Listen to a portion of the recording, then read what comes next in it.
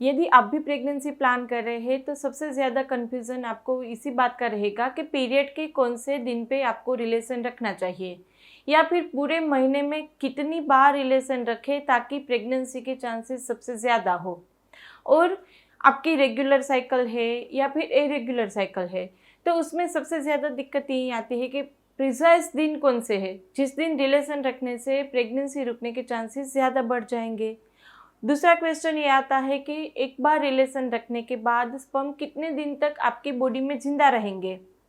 दूसरा, दो रिलेशन के बीच में मैक्सिमम कितना गैप रखना चाहिए। आइडियली सभी बोलते हैं कि एक दिन छोड़ के एक दिन रिलेशन रखो, लेकिन प्रैक्टिकली ये पॉसिबल नहीं हो पाता है। स्ट्रेस की वजह से या कोई काम की वजह से गैप हो ही जाता है। तो कितने दिन का गैप रखे तब तक चलेगा, यानी कि 2 दिन, 3 दिन, 4 दिन, कितने दिन तक आप रिलेशन नहीं रखेंगे तो भी वहाँ पे प्रेगनेंसी के चांसेस होंगे ही। ये सबसे ज़्यादा पूछे जाने वाले सवाल है और यहाँ पर हम डिस्कस करने वाले हैं आपके लिए कौन से दिन ऐसे बेहतर है जब रिलेशन रखने से प्रेगनेंसी जल्दी से रुक जाएगी और वो दिन आप कैसे डिसाइड करेंगे। कुछ सिम्टम्स ऐसे आपकी बॉडी बताएंगी और दूसरा कुछ तरीका ऐसा है जो जानने से आप वहाँ पर इजीली बता पाएंगे आज मेरा ओव्यूलेशन डे है आज या फिर उसके आसपास के दिन है तो मुझे इस दिन रिलेशन रख देने चाहिए। मैं डॉक्टर प्रियंका यादव, आज यहाँ पर हम डिस्कस करने वाले हैं महीने में कौन से दिन कितनी बार किस तरह से रिलेशन रखें और संपर्क समय में कुछ ऐसी सावधानियां रखें और उसके बाद भी कुछ ऐसी गलतियां ना करें जिससे जल्दी से प्रेगनेंसी रुक जाए आपकी। यदि आपकी साइकिल नॉर्मल है यानी कि रेगुलर 28-30 डेज में पीरियड आ जाते हैं तो शायद आपको कोई दिक्कत ना आए, बीच के दिनों में आप रिलेशन रख दे तो प्रेगनेंसी रुक जाए। लेकिन कभी कभी क्या होता है कि 28 डेज की साइकिल हर एक महिला की नहीं होती। किसी को 25 दिन में पीरियड आ जाते हैं, किसी को 28 दिन की साइकिल होती है, किसी की 32 दिन की, किसी की 40 दिन की, या किसी को कुछ पता ही नहीं रहता, कभी 22 दिन में आते हैं, कभी 28 दिन पे तो कभी 32 दिन पे। तो ऐसे में क्या करें। और दूसरे कभी कभी ऐसे भी लोग होते हैं जिसको यही पता नहीं होता है कि उसके पीरियड आएंगे कब, जैसे कि पीसीओडी या हार्मोनल इम्बैलेंस होते हैं तो यहाँ पर उसको पीरियड का ही पता नहीं रहता। तो ओव्यूलेशन डे वो कैसे डिसाइड करे या फिर रिलेशन वाले डेज कैसे डिसाइड करे, वो सबसे ज़्यादा कन्फ्यूज़न होता है। तो यहाँ पर 2 तरीके से हम बात करेंगे। सबसे पहला, यदि आपकी साइकिल रेगुलर है, फिर चाहे वो 25 दिन की हो, 28 की हो या 40 की हो, 50 की हो, 60 की हो, लेकिन आपकी साइकिल एक फिक्स डेज में आ जाती, उतने दिन में आपका पीरियड आएगा, वो आपको पता है। दूसरे ऐसे कैटेगरी के लोग हैं जहाँ पर उसको यही पता नहीं रहता कि उसका पीरियड कब आएगा, यानी कि इरेगुलर साइकिल।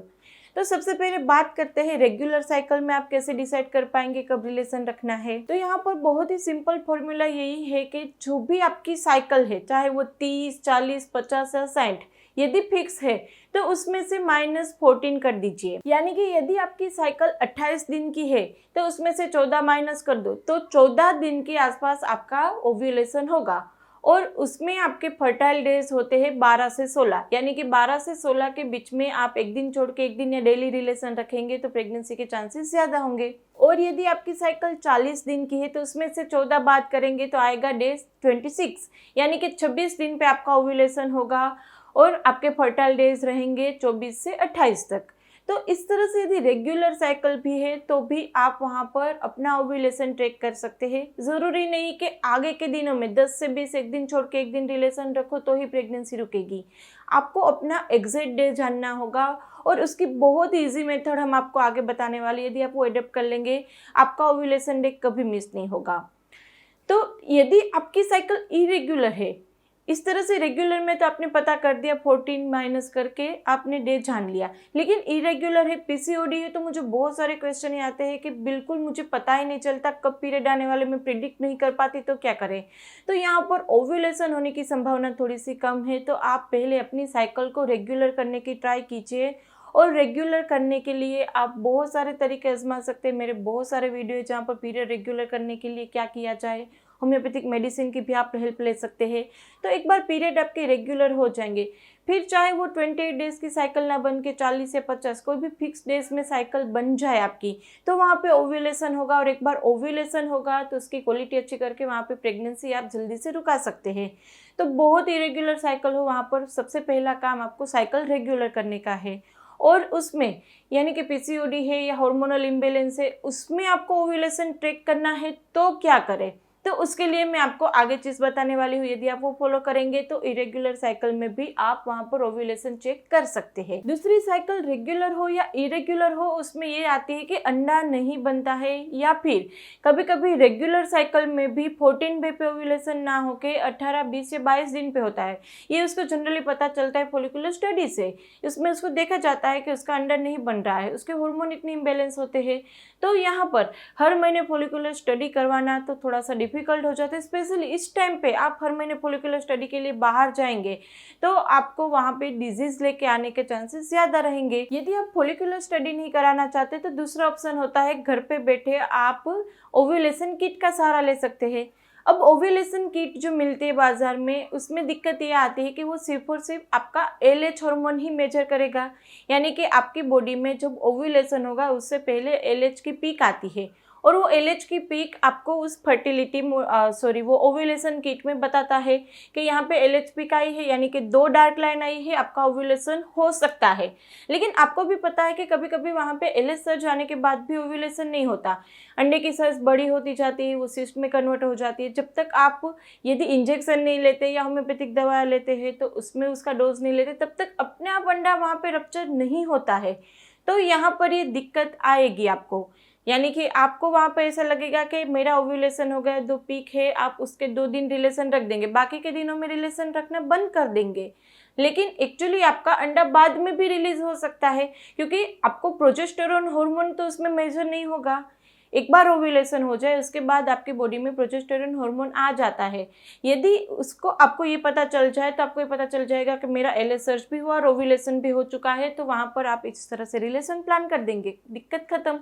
तो यदि आप अच्छे से 100% श्योर होना चाहते हैं कि आपका ओव्यूलेशन हो ही गया है, तो उसके लिए कोई भी दिक्कत के बगैर घर पे बैठे आप इनिटो फर्टिलिटी मॉनिटर का सहारा ले सकते हैं। इनिटो फर्टिलिटी मॉनिटर एक ऐसा डिजिटल ओव्यूलेशन किट है जिसके अंदर 3 हार्मोन आपको वहां पर डिटेक्ट करेंगे, मेजर करेंगे, और उसके बाद आपको बताएंगे कि आपके पीक फर्टिलिटी डेज कौन से हैं। इनिटो यहाँ पे एस्ट्रोजन और LH दोनों मेजर करता है, जिसके चलते आपका एग्जैक्ट ओव्यूलेशन डे वहां पर वो बता पाएगा, चाहे कितने भी हार्मोनल इम्बैलेंस क्यों ना आपको बॉडी में।